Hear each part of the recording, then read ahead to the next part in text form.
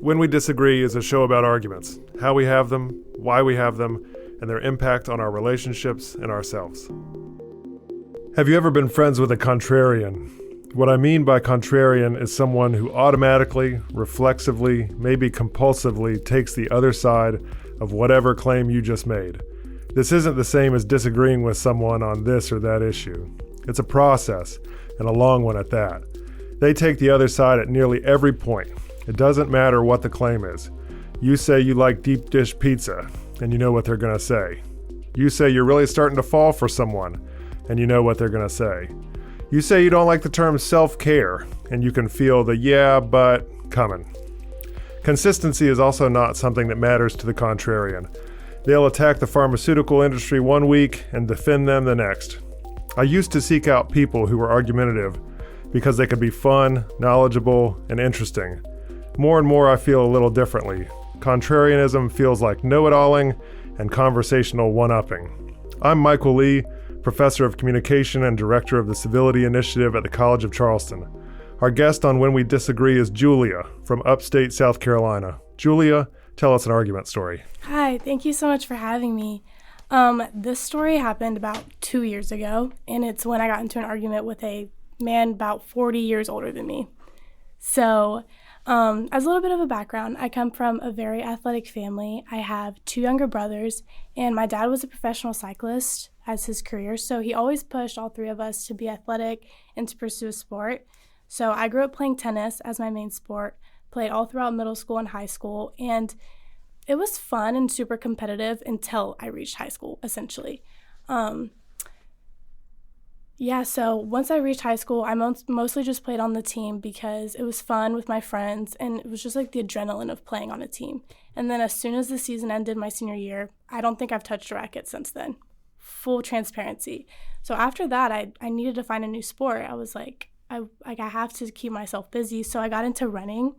I hate running. I don't understand how people run. Honestly, it's so hard. What do you think about? What kind of music am I supposed to listen to?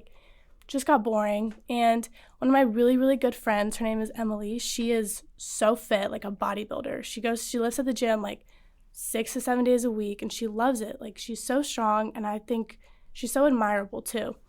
So she invited me to go to the gym with her one day, and I was obsessed ever since then.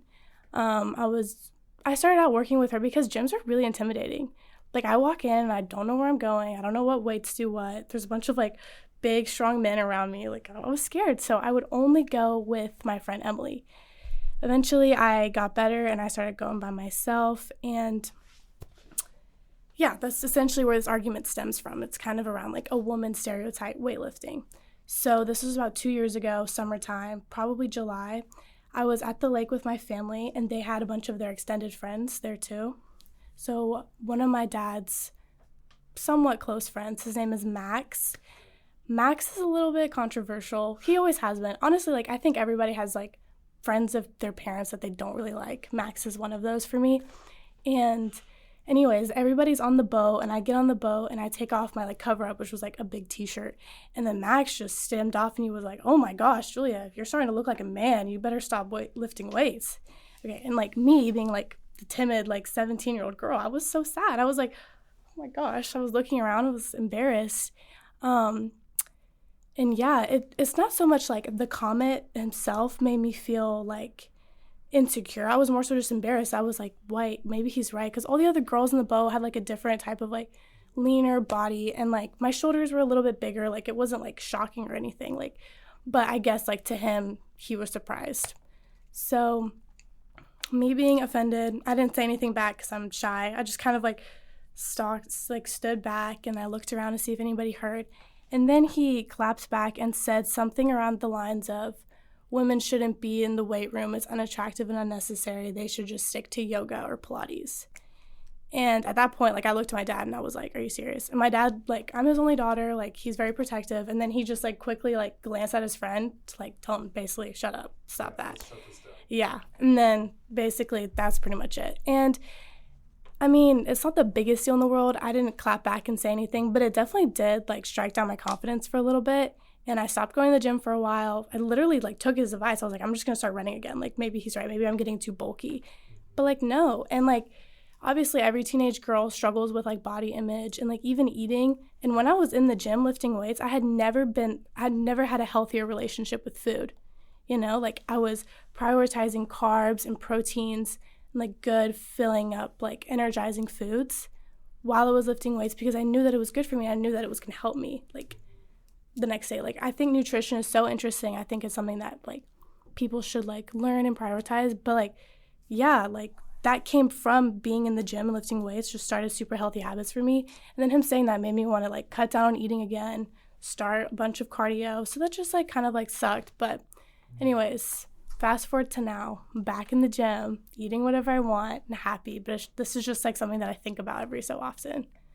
So how often do you hear this guy's voice? And what strikes me about your story that's so interesting and tragic on multiple levels is the way that your behavior is being sanctioned or discriminated against and judged by somebody who doesn't know you, who's 40 or 50 years your senior, according to whatever sexist lens he uses to view the world.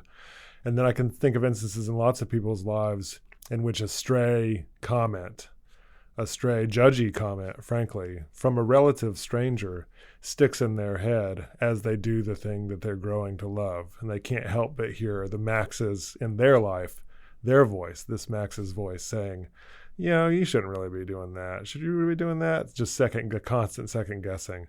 So it sounds like it took you some time to kind of get Max's voice out of your head when you were at the gym. Oh, for sure. Yeah. I mean, honestly, I still think about it maybe 2 to 3 times a week, just because like, obviously, like I think it's a very common universal experience. People do pay attention to what they look like and like how their bodies are. So sometimes when I'm in the gym and like I'm lifting really heavy, I'm like, oh my goodness, am I going to start getting too big? Just like, and then I'm like, no, what? Because I follow so many girls and influencers on Instagram or other social media platforms that are like big, strong, beautiful women. And I aspire to be like that. Like I love how they look. I think that all bodies are beautiful, of course. But for me, like I want to look strong. And like when I like compare my own ideas to what has been said to me, I'm like, this just doesn't make any sense. Like it's my body. I can work out and do however I want to do with it, you know? Yeah, and I want to use your story to talk about the broader cultural debate, the argument we were having in the evolution of beauty standards for men and women, of course. Mm-hmm. On the boat that day, though, this kind of smaller version of that cultural argument is you relatively silent. It sounds like him making 2 judgmental comments, your dad shooting a look, and then that was that. That's the extent of the quote unquote exchange that y'all had? Mm-hmm. And for me, like after that, even I got off the boat and I came up to my mom and I was like, oh my gosh, Mom, did you hear what Max said to me on the boat? Like I was so upset about it. And like I feel like in my head, like I can come up with like fast responses so fast after the argument has happened. Sure.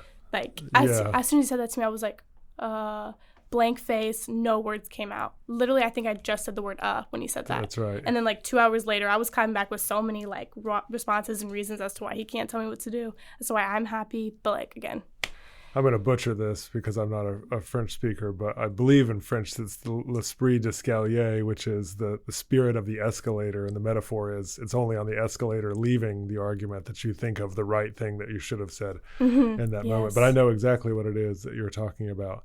And so then this is, let's say, 55, 60-year-old man making a comment about a 17-year-old. Is that right? Yes, sir. Mm-hmm. Right. Okay, just to set the scene that we're working with. And so then how do you relate to the broader cultural debate about evolving beauty standards for women, the role of strength, the role of weightlifting, and these influencers that you follow? I just think that it's just like, it's so broad in general. I feel like it's hard to answer that question. I think everybody has different goals. Like I know I have one of my best friends is a runner. Again, she loves it. She runs all the time. All the girls that she follows and all the influencers she aspires to be like are runners. They run marathons, they do triathlons, like all of that. I'm just not like that. Like personally, I don't bike, I don't run, I don't swim. Not really my cup of tea. But I don't know. I also think it's so interesting because my little brother, you know, he's a boy. I feel like there's like a stereotype that men should be big and strong. Like no, my brother is like super strict about like what he eats because he wants to be a cyclist one day too. And obviously there's a different like body composition that is required for cycling. So I don't know. I just think that there's so many different aspects to the question that you asked me. Like, what is your goal? What do you want? Right. What makes you happy and what makes you feel good? Honestly, like going on like a walk like a couple times a week is also really good for you. I just think exercise in general is good in general, but like beauty standard wise, like I have no idea how to answer that question. Yeah, what is fascinating, it seems like there is very much an evolution in terms of weightlifting and the old saw, the stereotypes that you're talking about, of course, is men should be big and strong, lifting as heavy as possible. Women should be doing the opposite, and that is what makes us each beautiful according to our separate and very distinct genders.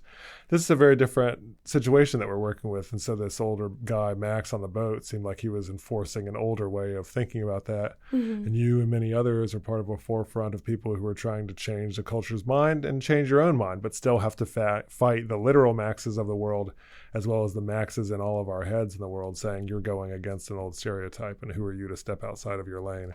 That's what I meant when I was asking about how do you relate to this. I mean, yes, with weightlifting too, but it also goes to a lot of other things, like tattoos even. I have 2 tattoos, and they're very small, but I think that they're pretty and they're meaningful to me. And I even get criticism for getting those tattoos because it's not feminine, it's not ladylike. And it's just like, it just reminds me of like what Max said to me on the boat 2 years ago. And it's like, yes, it is. Like, I'm a woman, and like, I think it's feminine, I think it's ladylike, and I think it's pretty. Like, I want it, and it's my body. So I feel like it's just like, it's something that you're always going to hear, even from men too. Like, no matter what, like, you're going to get criticized for what you do to your own body, what you do with your own life. And at the end of the day, like, it just really doesn't matter. Let's talk about this masculinity and femininity, the way that it relates to arguments too, because just as there is this kind of stereotypical masculine physical presentation of being big, strong, the so-called strong, silent type, right? And then the opposite is relatively stereotypical for many women. There can also be, as it relates to argument and the way that we exchange our ideas, the way that we disagree with one another can differ according to stereotypes related to gender.